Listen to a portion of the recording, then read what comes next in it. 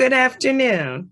I am Arvis Washington, the Deputy Director for the Department of Navy's Office of Small Business Programs, led by our distinguished Director, Mr. Jimmy Smith. On behalf of the Office of Small Business Programs, we thank you for joining us today. We started this webinar series in June 2020 as a result of the COVID-19 pandemic as a way to continue outreach. After hosting over 40 webinars, we received such an amazing response that we will now transition to what we call a Lunch and Learn series.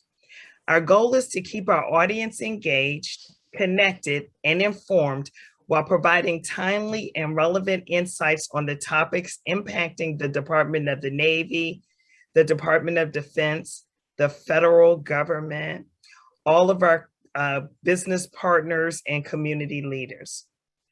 The Department of Navy recognizes small businesses are the catalyst of innovation, and we use this platform as a way to attract new business partners. You can review previously recorded events on our website under the Outreach tab and Past Events, or visit our YouTube channel. I would like to direct you to our website at www.secnav.navy.mil/small-business, where you can find a wealth of information, including our Department of Navy Office of Small Business Programs Operations Plan. You can locate your small business professional and find information on how to do business with the DON, including the Command's long-range acquisition forecast. To stay current on Navy Small Business Programs upcoming events, you can register for our mailing list on the homepage of our website. To stay up to date about upcoming industry days, commands, outreach, and in general, what's happening across the DON, I also encourage you to connect with us on our social media platforms, including Facebook, Twitter, and LinkedIn. I hope you seize the opportunity to ask questions using the Q&A feature on this platform. And today, I'd like to welcome, we have a dynamic panel from the Missouri PTAC. Mr. Alan Waldo has been with the Missouri PTAC for 7 years. Excuse me. He is responsible for the Southwest Missouri area, including the larger towns of Springfield and Joplin. And Ms. Jana Weitkemper is a statewide program manager of the Missouri PTAC. So I'll spend some more time talking a little bit about them later, but I'd like to bring them up now and welcome them to our webinar. Thank you. Well, what a nice introduction. I appreciate the Navy giving us the opportunity to do some educating today. We are, like we said, we're Missouri PTAC, and I will tell you a little bit more about the PTAC program in general. Let me get my slideshow up here, and we'll begin the process here. Sorry, it's taking me more than a second to get this done. There we go. I think we're up. Up and good. Like our esteemed colleagues, Ms. Washington and Ms. White were saying, we are with the Missouri PTAC, so the Procurement Technical Assistance Center. I have my boss with me today, Jana Weitkemper, and she's a program manager, and she and I actually started the program about the same time, or started working about the same time, and she's a wonderful person to call a friend and a colleague. And then my name is Alan Waldo. I'm a counselor for the Southwest Missouri area, as we were being told. So, first off, as a definition, I don't know, I cannot see who's on the call or anything else, but first thing I think we need to define is exactly what PTAC means. That stands for Procurement Technical Assistance Centers. Nice thing is if you're listening from another part of the country, and I do not expect to have a whole lot of folks on here from Missouri, but if you're in any of the 50 states, you happen to be in Puerto Rico, you happen to be in DC, or in the Virgin Islands, you're in Guam, there is a local PTAC that can help you out. There are also what they call Native American PTACs. So for the Native American folks that are located in various parts across the country, it's also probably a good idea to hook yourself or connect yourself up with a Native American PTAC. Now, the nice thing about the PTACs, even though we're all a little bit different in each state, we are funded by a cooperative grant through the Department of Defense. And then through that grant, then each of us is able to actually provide these services. And then you can find out more about the PTACs maybe locally at this website, which is aptac-us.org. APTAC stands for the Association of Procurement Technical Assistance Centers, and that's kind of our national organization. And there's a great interactive map on that website so you can find who your local PTAC office is. And the other great thing too is that most, if not all, of our services are at no cost. So in other words, if you're working with a PTAC and you're working on trying to get a SAM registration done or something else done, federal government wise, state government wise, it will not cost you any money to get that work done, which is an extremely important thing to keep in mind, because there are a lot of companies out there will charge you $600 or $700 to do a SAM registration for you. And I'm not saying these folks don't do good work, but what I'm telling you though is if you got an opportunity to work with experts at no cost, that beats the heck out of working with experts that will cost you $600 or $700. So our scope of work, a lot of times people think of PTAC or think of government contracting as just being federal. We do not just work federal. We also can help you out with state and local type things. We can help you out with like local cities, your local school districts. Like for example, in my area, I have Missouri State University, I have Ozarks Technical College, and I also have Missouri Southern State University in Joplin. So we can help you out with some of those state colleges. But however, due to a cooperative grant, we are fairly limited in what we can actually do. We can help for-profit businesses, and that includes sole proprietors. So if we've got it, I've worked with quite a few people that are just individuals that are working government contracts, not particularly an LLC or in a corporation. So we can help out sole proprietors. We can help them out with government contracting, and then what's known as an SBIR or an STTR grant. And SBIR stands for Small Business Innovation Research Grant, and the STTR grant stands for Small Business Technology Transfer Grant. And those are fairly high-tech grants, but we can give assistance on those. And then truly we can help out with just about all contracting topics with the exception of a formal protest. And I won't go into a whole lot of details on that, but we can kind of, we might be able to say, hey, I mean, this looks a little strange to us, but we really cannot give a whole lot of assistance at all in any kind of formal protest.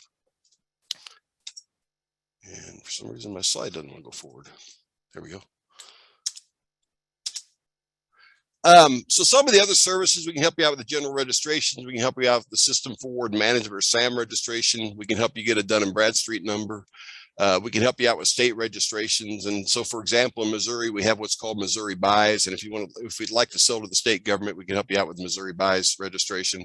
We can help you out with just about any socioeconomic certifications, including being woman-owned, veteran-owned, minority-owned businesses, hub-zone businesses, and then the last couple initials I have on there are W or MBE, which is a woman business enterprise or minority business enterprise.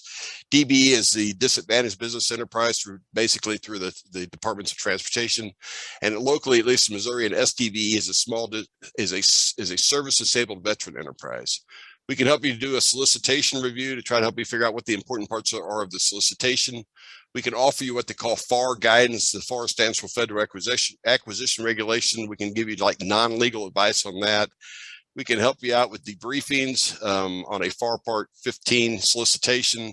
We can have usually what's called a bid matching service. We can help you find bids to solicitations to actually bid on. And then our topic today is marketing, but there are so many different topics that we can talk about as far as federal government or state government contracting. If you have a question, my recommendation is get hooked up with your local PTAC.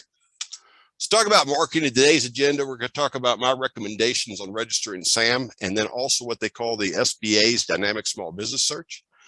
I will give you some thoughts as far as marketing yourself in your business, and then we'll talk about what a tool that's called a capability statement, and then ultimately how you need to find the different agencies that you would like to work with. So we've got quite a bit of stuff to cover in about 35-40 minutes, and I've been told that I talk very fast, so I will probably just keep going fast.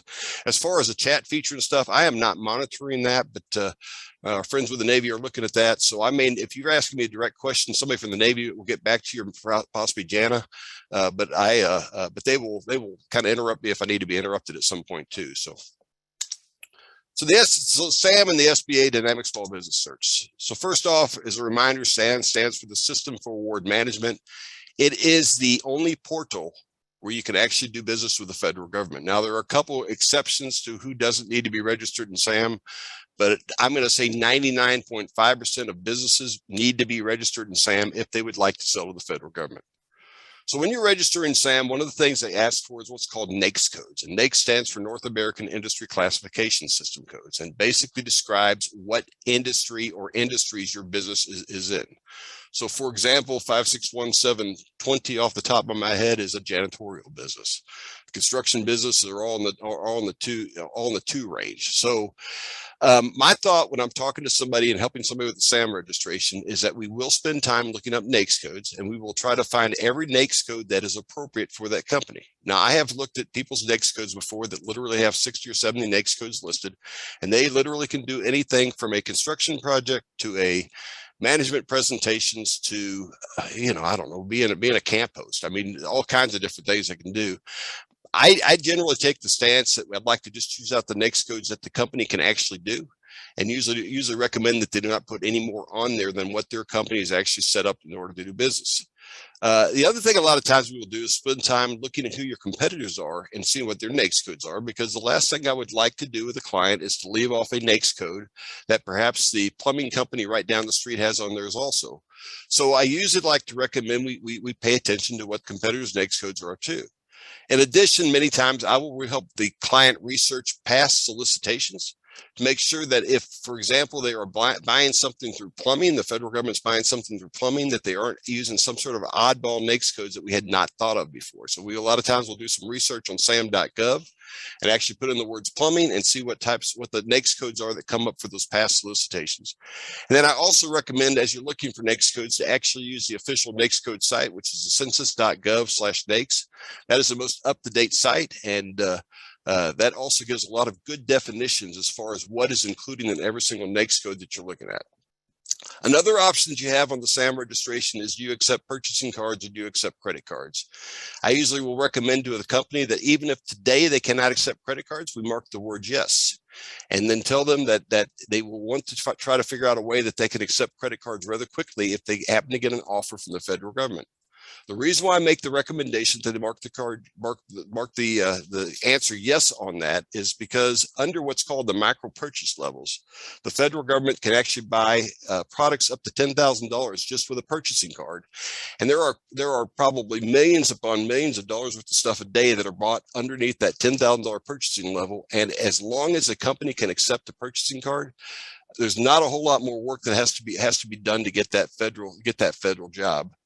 And then the final thing is there's also an option where you can choose what they call the SAM public search, and you got the option of either marking yes or no. And with very few exceptions, I will usually recommend to my client that they answer the word yes there. The two exceptions where I do not ask them to mark yes is, one of them is I work with what are they called, camp hosts, which are folks that are usually retired individuals that are working for the Army Corps of Engineers, and they basically are camping at a campsite all year long, taking the money when people launch boats. And there's no reason for them to be in the public search. And the only other company that I recommended that was selling the product was one that was in the development phase of that product. And I recommended that they mark no on that. It was kind of a top secret military thing the person was working on. And so we, at that point in the early stages of their development, we recommend marking no. Second thing is, you've got an opportunity to choose what they call product service codes or federal supply codes. It is difficult when you're researching these codes to come up with exactly the product that you are selling, because the definitions on these codes, whether you're looking at a federal website or a commercial website, are almost non-existent. So you kind of have to go off of what the title of the code is. Even though the government does not buy under these federal supply codes or product service codes, they will do research under the FSC codes or the PSC codes. So I usually will recommend that we spend time trying to find the right FSC, PSC codes and adding those to it. So on the example I've got down below, this is an actual solicitation for smoke management services. The federal government has put that under what's called the F code, which is natural. I've got the screen in front of me, I'm sorry. Which is natural resource management. And then also the NAICS code you'll see is the 115310. So there are two good sites to find the codes at. One of them is acquisition.gov, which would be the official manual of the US government on these. But another one is a commercial company that does a really good job in helping, I guess, kind of cut to the quick very quickly as far as finding which code it should be. And that's through a company by the name of Outreach Systems. So so when you have a code that begins with a letter, that's a service, and when you have a code that begins with a number, that is a supply code.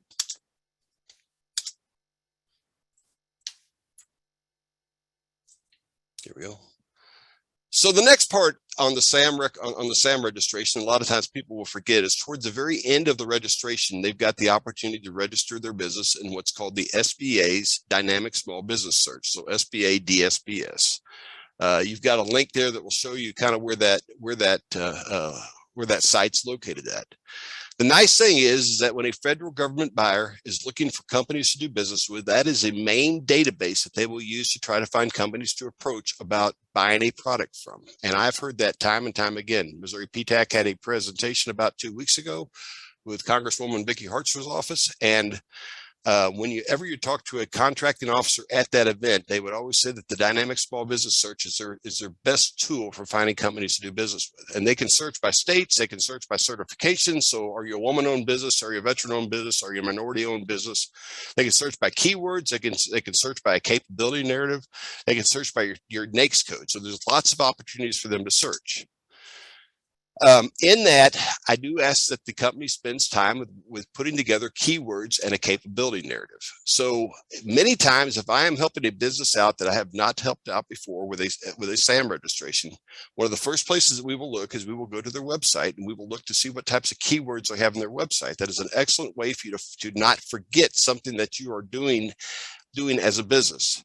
I also, once again, recommend that they check their competitions listings.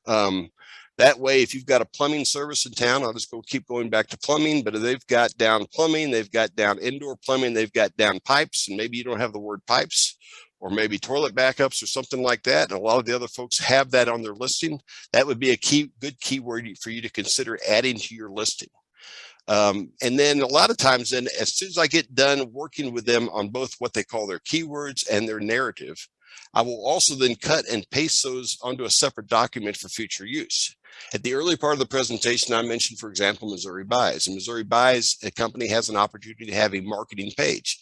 So to me, it always makes sense to put those things aside because you can use those keywords that you have put into the small dynamic business search into future registrations that you're working on. If you're a construction firm, I always recommend putting your bonding capacity down. I also talk about, there's another spot where you can talk about percentages of work. And the percentages of work that they're asking for is they will say, how much work do you do in construction? How much do you do in manufacturing? How much do you do in research and development? And how much do you do in service?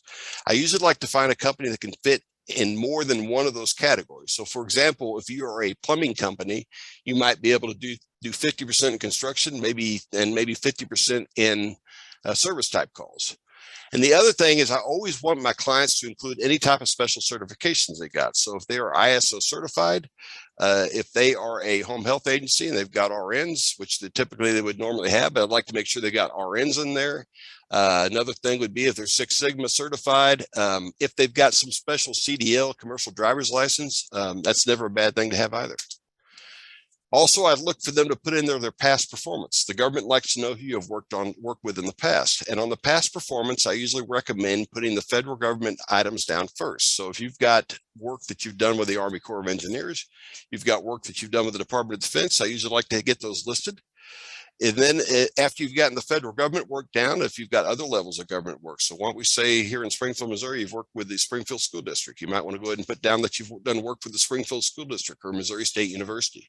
And then it's okay to put your commercial work down. So if you've done work for Walgreens, you've done work for Walmart, you've done work for Dollar General, you name it. If you've done some type of construction work or work for some of these larger commercial companies that people would recommend, those are good to put down too. I always recommend they put down a real brief description of the work done. And I use the word brief because you've only got 20 characters to describe what you've done. It never hurts to put down the start date, the end date, and then if you'd like to, the value of the contract that you've worked with them. And then they also put down contact information. I usually like to put the name down, but I'm not always so sure I want to put down a phone number. And the reason why I don't always want to put down a phone number is that it gives your competitors an opportunity to call and talk to the people that you've been doing business with at the government level. And that's not sure I want them to be able to access who the competition is quite that easily. The other recommendation on the small dynamic business search is just don't think about this one time per year when you're working on your SAM registration. I recommend probably opening this up, monthly by monthly, every quarter, at least glancing at it to make sure that everything's still applicable. And if you need to update it, you do not have to go all the way through the SAM registration and do it. You can go through what's called the GLS system, which is a little bit clunky. And I'll say that out loud. It's kind of a clunky system. Or the other way that's kind of a cheat way that you can go through this is to go to your SAM registration and say that you're just going to update your point of contact information. And after you've updated your point of contact information and hit the next button, you will once again have a chance to go in and work through the SBA's Dynamic Small Business Search.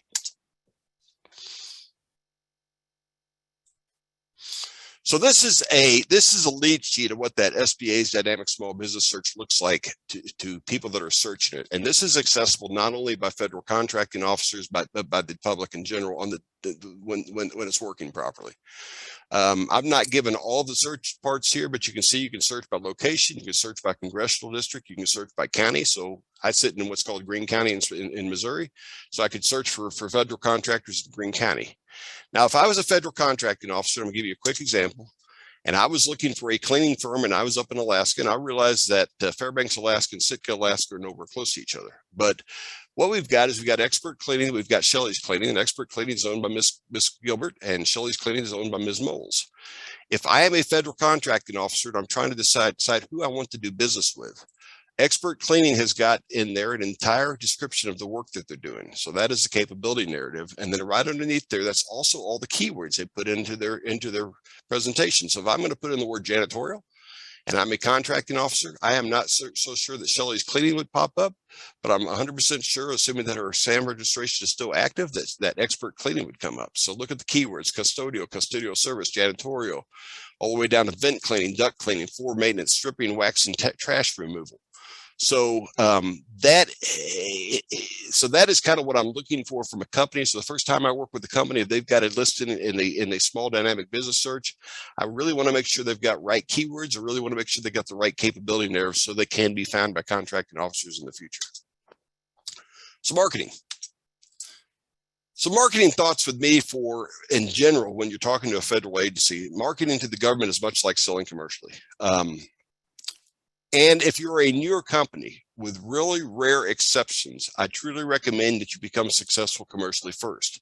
Many times I'll have a new client come into my office and say, I just want to sell to the government. I don't want to sell to anybody else. And my response back to them at that point is that the government really wants to make sure that you can actually sell this product commercially first, because government buyers are extremely risk adverse. And they want to make sure that whatever company they're working with is a company that's going to be there in the long-term future. Another thing to keep in mind when you're talking about your business is make sure it's competitively priced. And when you're talking about your pricing, and this is an entire topic on its own, but also if you're putting in a bid, remember to consider what's the prevailing wages. You've got to be able to meet the contractor guidelines. You got to be performing in a timely manner. In fact, if you're working, like for example, with a bridge project or a road construction project, they can actually put in liquidated damages on you if you cannot get the project done in the right length of time. Always recommend that somebody have that elevator speech, that 30 or 45-second introductory speech about who you are. Hi, my name's Alan Waldo. I work with Missouri PTAC. Let me tell you a quick bit about Missouri PTAC. And oh, by the way, our services are no cost. Also know your product and service. I mean, nobody knows your product and service better than you do. So I would always take the time to know your product and service and be able to relay that to somebody that asks you that question, and be able to tell them very succinctly, very quickly what it is that you can do for the government. Next thought is participate in, for example, PTAC sponsored events. So I'd mentioned to you that we had a event 2 weeks ago with the Congresswoman Vicky Hartzer's office. We had about 150 people there, and that was about 150 folks that had a chance to network not only with government buyers, but with their competitors and with other companies to look for ways that they can team and get together. Prime contractor events. I mean, having the events like today, even though today's not a buying event, but if the Navy is going to put on an event for small businesses, as long as you're truly said, we're going to talk about this, but as long as you're truly ready to present to the Navy, I recommend participating in those events. Now, obviously with COVID and hopefully we're at toward the end of COVID, those events still remain online, and they may remain that way for quite a long time.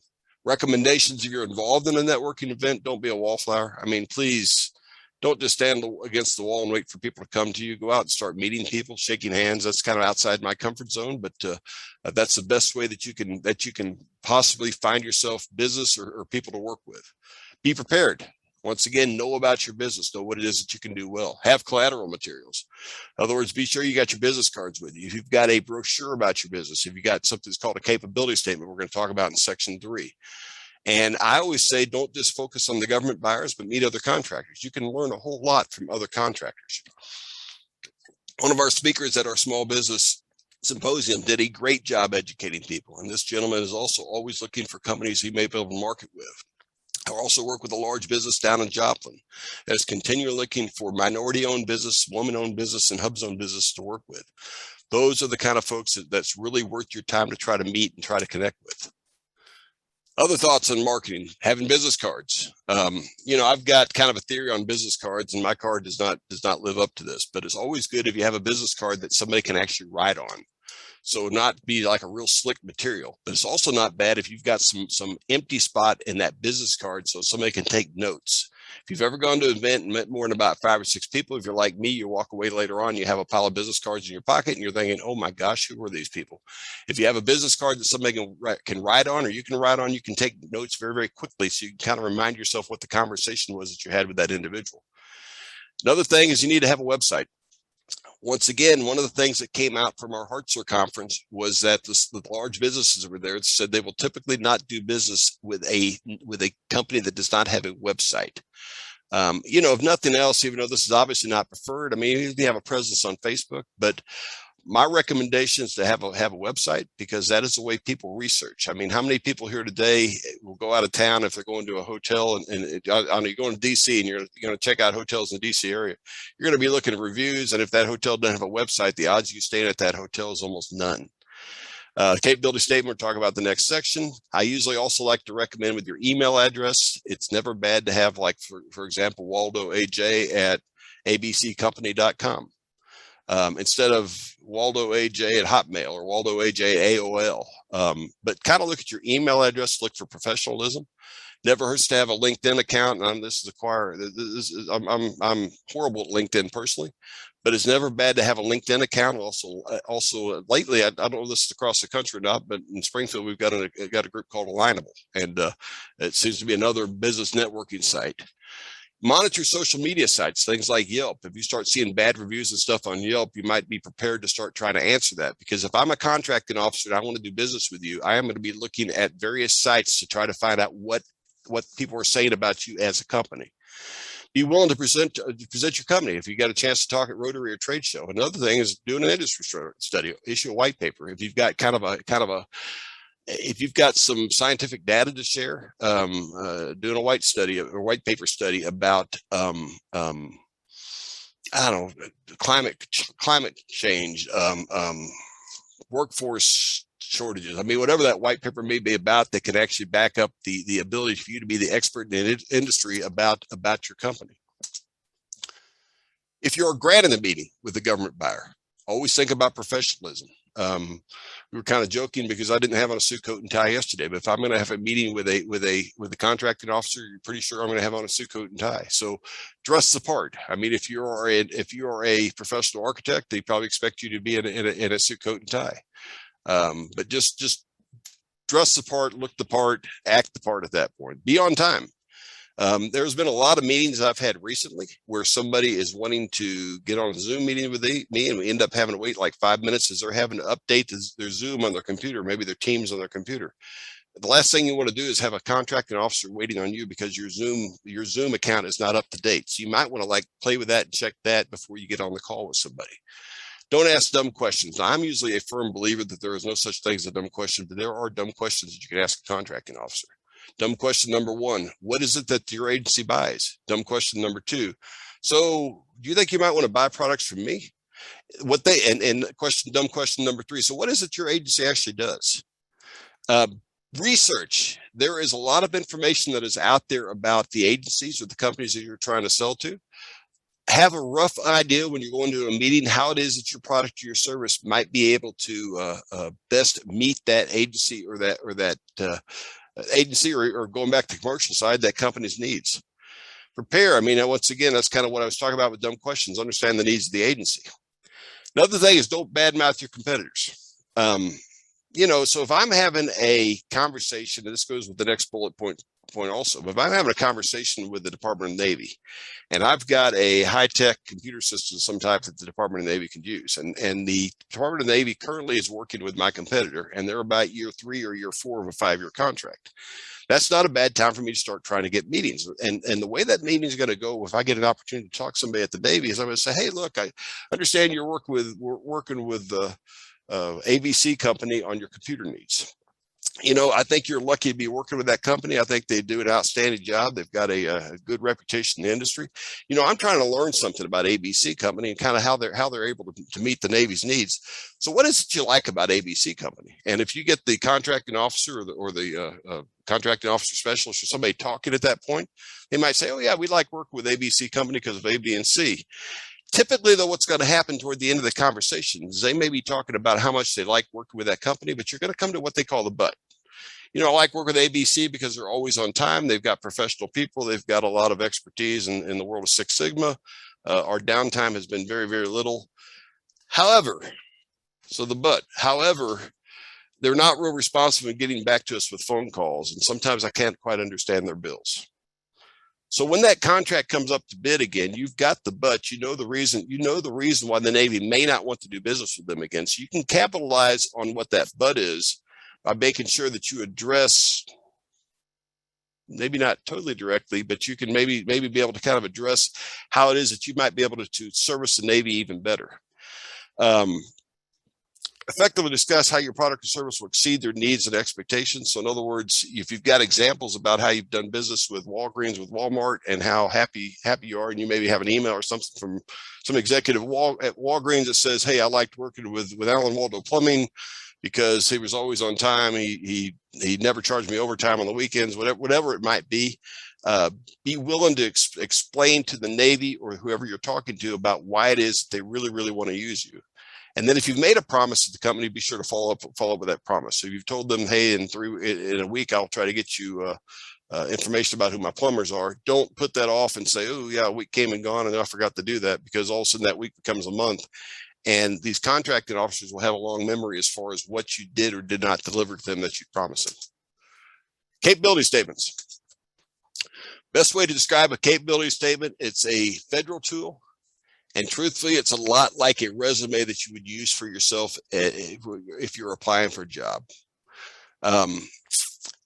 With your capability statement, we're going to go a little bit more into the details in the basic sections you'll see in the bottom part there.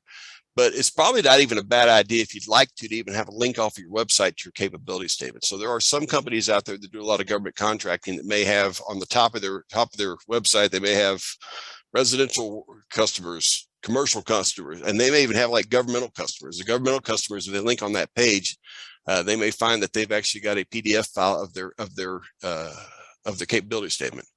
I always like to tell people too that when you're going to create the capability statement, create it in an editable format. Create it in an editable format. But be sure that, so, you know, PowerPoint, some people put them in PowerPoint, put it in a Word document, put it in a publisher document. One of these documents, you can actually change it, because a capability statement really should be a fluid document that changes depending on who you send it to. But anytime that you're going to send this thing out, be sure you put it into a PDF format, because you want them to get the final copy and not have somebody that can actually maybe edit what you have on that sheet. So the capability statement's got 5 key sections. First section is what I call the core competencies. And this is the who, what, when, where about your company. And you may not have every single one of these on there, who, what, when, where, but you never want the buyer, in this case, the government, to ever take a guess on what they are trying to buy or what it is that you're trying to sell them. You need to make sure they understand. I always think that bullet points are probably good in this area.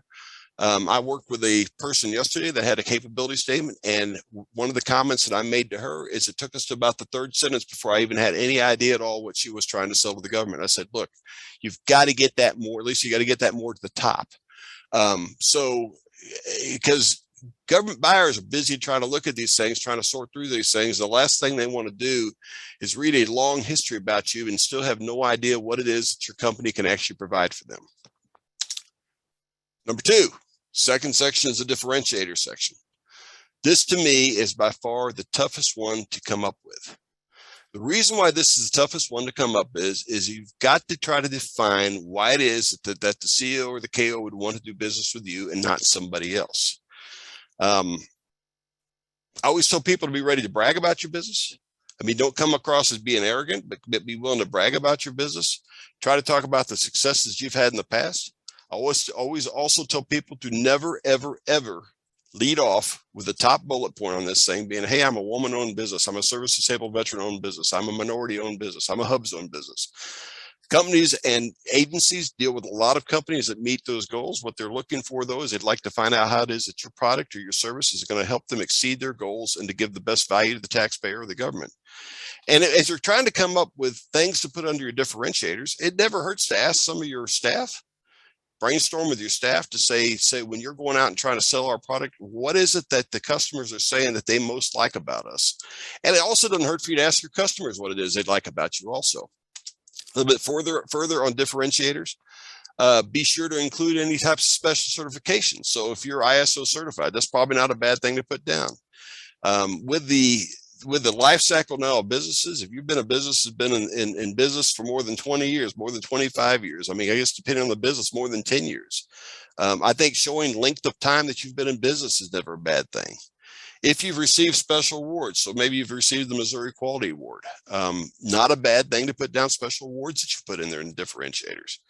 If you're a construction company, you've got an unusually high bonding level. So I was dealing with a construction company yesterday that does roofing, and he somehow or another has a $5 million bonding level for a fairly small company. I said, that's probably something, if you're going to do a capability statement, you may want to include that bonding level in there.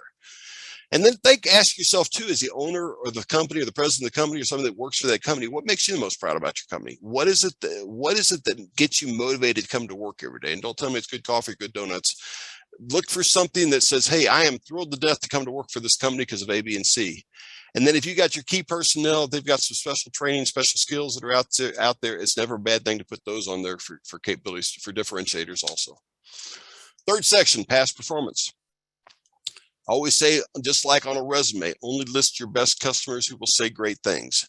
I never want to put somebody on a resume that says, oh, by the way, I liked working with Alan, but I didn't really like working with Alan. Put down the folks that are going to say that think that you walk on water. Because if any of these folks are called, you want them to say great things about you. I always say also that if you can put down government buyers first, that's best. So if you've done work with the federal government, the Army Corps of Engineers, you've done work with the Department of Defense, Department of Justice, FBI, the Navy, the Army, you name whoever that federal agency, that federal department may be, you put those folks down first. But this is also where you want to spend time thinking about who the relevant experience is. So for example, if I am trying to sell to the Navy, and I've done work for the DOJ, and I've done work for the IRS, and I've done work for Secret Service, but I've also done work for the Army and the Marine Corps. I am probably going to list the Army and the Marine Corps first, because that may be applicable DOD type past performance that they may really have an interest in. And I am also somewhat okay with listing the name of an individual person that you work with. And if you want to put their phone number, that's good too. But I really also would like to warn you to be sure that their contact info is still good. And if you are going to post this on your website somewhere, you may want to get that person's permission to be on your website, just common courtesy. Fourth section is company info. Here's where you put your CAGE code, your commercial government entity code. That's where you put your DUNS number. And I'm also recommending people now also put down their UEI, or the unique entity identifier, that will come into play in April. This is where you can put down your NAICS codes. You may not want to list all of them. You may want to list maybe your top 4 or 5 NAICS codes if you've got 50 of them. But this is where you want to put your NAICS codes. This is where you might want to put your product service codes and your federal supply codes. I also recommend having an active link to your website. I also recommend putting down whatever socioeconomic statuses you have. So small business, small disadvantaged business, 8A, woman-owned, hub zone. And then also consider the non-federal ones. So WB, MB, DB, STVE. And most states will have pretty much everybody will have the DB, and most of them have the WB, MB. Not always sure about the STV, which is that Service Disabled Veteran Enterprise. You might consider putting down your federal ID number. I don't particularly like to have those on there, but there are some companies that I've talked to that said I'd like to have that on there, because that seems to be a typical thing that whoever they're trying to sell to would like to have their federal ID number up front. Consider your bonding level of construction. And then if you have a GSA schedule, be sure you have a GSA schedule on there with a link directly to your schedule. And finally, on the contact information part of it, be sure you have a point of contact name. Be sure that that name is, that's actually a name of somebody at the company.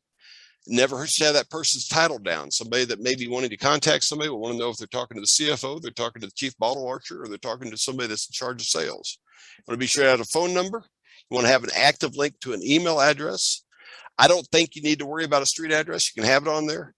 And then if you've got somebody so pay close attention to, because if you've got somebody maybe going through treatments, cancer treatments or something, it never hurts to have an alternative point of contact, because if somebody is out, with the days of COVID, somebody may be out for a month, be sure that they've got another person they can contact if they have an interest in buying from you.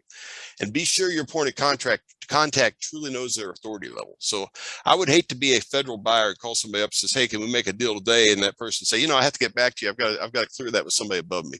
Make sure that whoever the point of contact is has got some authority. Other thoughts, the capability statement, make it look professional. Be sure to use your logo on there somewhere. Pictures are good, but don't make the entire thing a picture show. Some people put mission statements on there. If you've got room to put a mission statement, great. I always think having bullet points instead of long paragraphs is always a good thing. And it can be up to 2 pages long. I actually prefer 1, but if you're a construction company, you've got a lot of really great pictures of some of the work you've done, I think 2 pages is great. And then also any of your allowed badges. So if you're actually certified through the VA as an SDVOSB or VOSB, I think you need to have those on there. If you're I've got the little ISO symbol here. If you're certified as an ISO organization, I think you should have that on there. And then make it very easy to read, make it not too busy. And then I've got a couple examples here. They're not clients of mine, they're folks I just pulled off the internet, but just my initial eyeball at these things. I mean, this is put together fairly well. I mean, kind of the same standard type look. Research, and I realize we're beginning to cut this kind of close, so I'm going to run through this fairly quickly. But you'd also want to know when you're selling a product or service, what agencies actually buy the product that you're selling. So in other words, if you're trying to sell a weapons system, you're probably wasting your time going to the Department of Justice, you're probably wasting your time going to the IRS. You probably need to be talking to folks at the Department of Defense. Find out how they normally buy it. They buy it off of what's called an IDIQ, indefinite delivery, indefinite quantity contract. They buy off of GSA schedules. Find out who the competitors are. Find out with which frequency they are buying. So if they are under a contract, find out when that contract expires. So for example, under an IDIQ or indefinite delivery, indefinite quantity, a lot of times they may be a 1-year contract with 4 additional 1-year periods. If they're on year 2 and the company seems to be doing a good job, this truthfully will probably not come up for bid again until 3 or 4 more years down the line. So it's something to kind of put in your tickler file, but probably not something you want to waste a whole lot of time on right now. But you can begin doing your research because you'd like to know when that thing should be coming back up for rebid. Past purchases you can find at these websites. The easiest one to use, in my opinion, is usaspending.gov. And that's actually a database of the information that's on the Federal Procurement Data System, or the FPDS.gov. And FPDS.gov at some point will probably go away, but it may end up being out there kind of as a legacy system. And then now a lot of things are going to the SAM.gov. I mean, SAM.gov used to just be the registration to do business with the federal government, but now they've got prevailing wage information on there. They got past contracts on there. They've got contract data on there. And I wish I could tell you these are all kind of clunky. This is probably, if you try to do research, this is probably one of those things that's really good to reach out to your local PTAC to try to give you some assistance on. State sites. So for example, in Missouri, they've got a state site called Map Your Taxes. So do not ignore state sites. Also keep in mind, I don't have it on the bullet point here, but you can also do the when you're looking, I just went blank. Sorry about that. So when you're looking for information as far as what the FOIA requests, federal, basically a Freedom of Information Act request, you can find out a little bit more about contracts that way. And then it's also a great way to identify other businesses that you can either team with or think about partnerships with. You can go to different agency recurring procurement forecast. This is off of acquisition.gov, and they've got a section called procurement forecast. Keep in mind that these are definitely a 10,000-foot look at what they're going to be buying, but pretty much every department of the agency has got information out there about what they will be looking to buy from small businesses. And I mean, this is just a quick snapshot of it. I got AID, USAID, got Department of Agriculture, I got the Department of Commerce. Finally, GSA schedules are a good place to look. I usually don't, I mean, if you're thinking about, hey, I need to have a GSA schedule, I'm going to say, once again, that's a good place to have a conversation with your PTAC counselor, because there's so many rules and so many things you got to be able to meet with the GSA schedule. But GSA is, I mean, there's four main things they do. They do fleet management. They probably manage way over 100,000 vehicles. They're truly the largest lessor of property in the world. So there's a federal courthouse in Springfield, Missouri that is not owned by the federal government, but they do a whole lot of property. I had never realized that until this year when the transition from President Trump to President Biden. But they're also in charge of presidential transitions. And then they also do the roughly catalog sales. So really about 20% of all purchases come through GSA schedules. And the nice thing about a government buying through the GSA schedules, they do not have to do a whole lot of market research. They can just buy directly from the schedule. So that does make the GSA schedule a very viable alternative to list your product or your service on. But once again, I'd say do not jump into that without really knowing what you're getting yourself into. But the nice thing about the GSA schedule, you can also research who sells a very similar product. You can kind of see what their pricing is because it's public information right there on the website. And then you can also run another report. It's called an SSQ report, which you can actually run data to find out who's making sales off the schedules. Once again, I say if you're interested in GSA schedule, please get together your PTAC and have a discussion before you go much further on it. So if you're going to research the GSA schedule, this is usually where I go. This is the GSA ELIBRARY.gsa.gov, and these slides will be made available probably tomorrow. If I'm going to make any more tweaks on it, but probably tomorrow these slides will be available for you, so you don't have to write all this stuff down. But if I were going to do I did a quick research when I was putting together the slideshow on the word socks. So socks like SOCKS. And I came up with 202 contractors that are selling socks. So nice thing about this schedule is I could look up anybody that I wanted to on the schedule. So we've got the 2XL Corporation, who I don't know much about other than that they're in Forest Park, in Illinois. But it's kind of going across the side here. They're in Forest Park, Illinois. That is their contract number. Their phone number is that 708 number.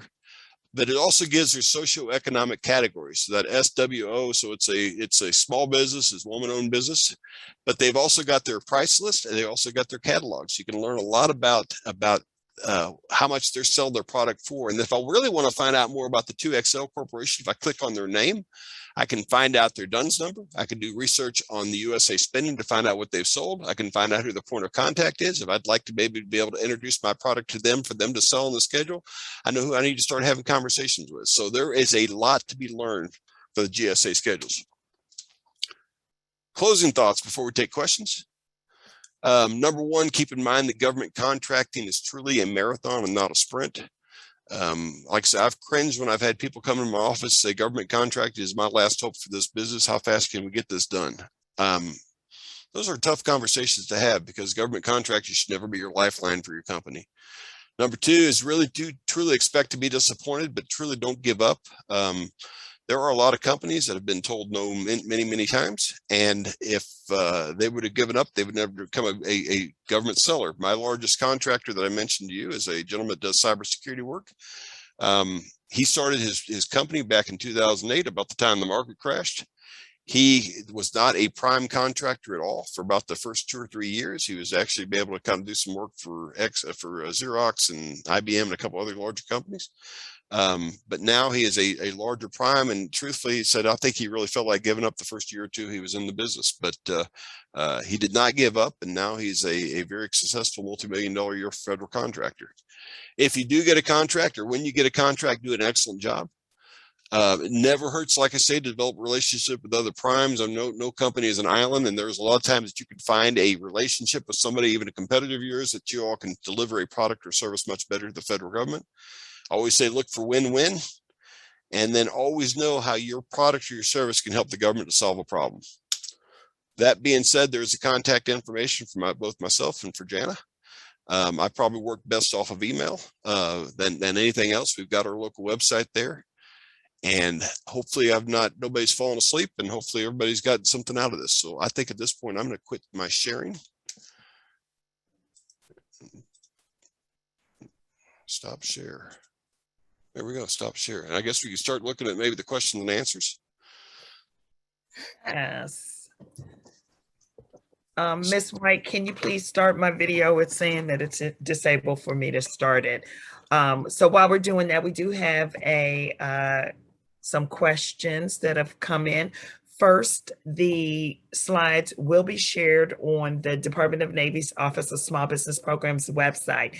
If you go under outreach and past events, you'll see a link to this video that will be posted on our YouTube channel, as well as any presentations will be shared there. So one question that we have is about Native American language interpreters. Can you talk to the Native American PTACs and how our participants can get in, can connect with them? But I would also like to highlight that Navy Small Business Programs did a recent webinar with the Fallon community in, I believe it was early September. That video was posted on our YouTube channel, and we had the opportunity to connect with one of the Native American PTACs. So Jana, would you like to talk to that, or Alan? You want me to go, Jana? Jan. Thanks. My recommendation on that one. So if you're actually in a Native American owned company, and you're so for example, here I work with a couple Native American owned companies in Missouri. The Native American PTAC in Oklahoma, though, pretty much services Oklahoma. I think maybe northern Texas. I'd have to look at the map to find exactly where they're at. My recommendation, though, is you probably start out with your local PTAC, your local state PTAC, and then let them kind of make the introduction to the Native American PTAC. So, for example, I'm really good friends with a gentleman by the name of Bourbon in the Oklahoma Native American PTAC, and that's a good way to kind of get that conversation going. So that's probably one way to approach. Or, I mean, feel free to approach the Native American PTACs directly too. They're great resources, and I mean, I think their main goal, just like our main goal, is just to try to service the clients and try to take care of everybody the best we can. So hopefully that answers that question. But as far as the translation services go, my knowledge on that is almost nil. But that's probably a great question to ask a Native American PTAC directly too. So absolutely. The next question: what is the best approach to bring a new technology or product to the government, something that has not yet been in the procurement chain? So I'll start off, and what I would offer is that knowing who is buying what you're selling, knowing what your niche is, and what organization within the Department of the Navy is responsible for that. I would start there, locate that small business professional there, and get them to do a connection point between you, the small business office, and that program office. Who's that program manager that's responsible for that requirement? And then I know, and I keep saying your name wrong, I apologize. Jana. Yeah. Jana.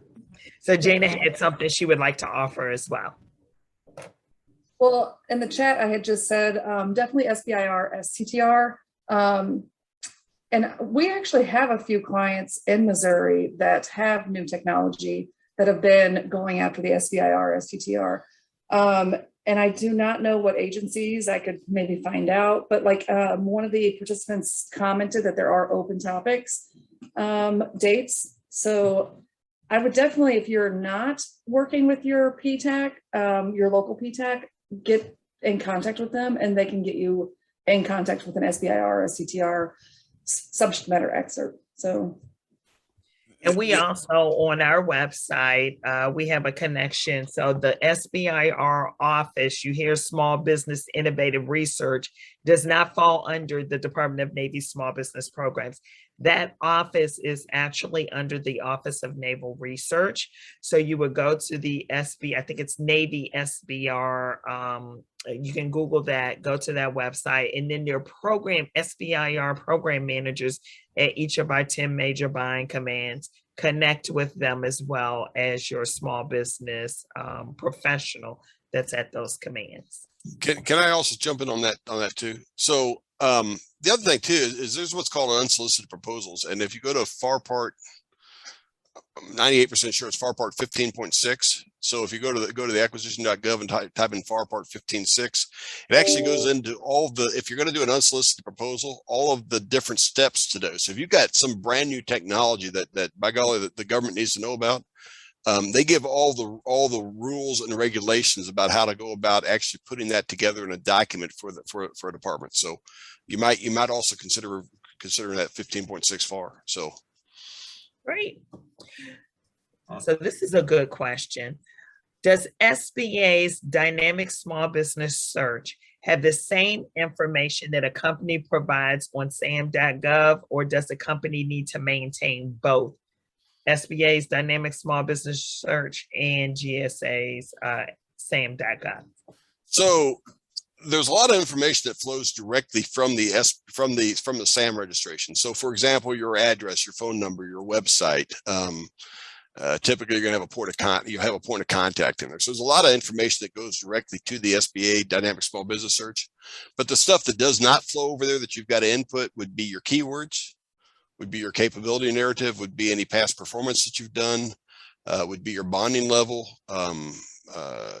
So that's the stuff that's not automatically populated in there. So that's the reason why you need to pay such close attention to that, because going back to the example I gave about those two cleaning companies in Alaska, the cleaning company was on the bottom, I think Mole's Cleaning or Shelley's Cleaning. That company had not taken the time to put any keywords in there or capability narrative in there, but the other one that was located in Fairbanks had actually put all that additional information in there. So yeah, there's automatic stuff that transfers over, but not much. Great. So this one is about below 10K purchase card. Is there a landing page or a link for items that the federal government seeks that are under $10,000 for purchase cards? So there are yay and nay.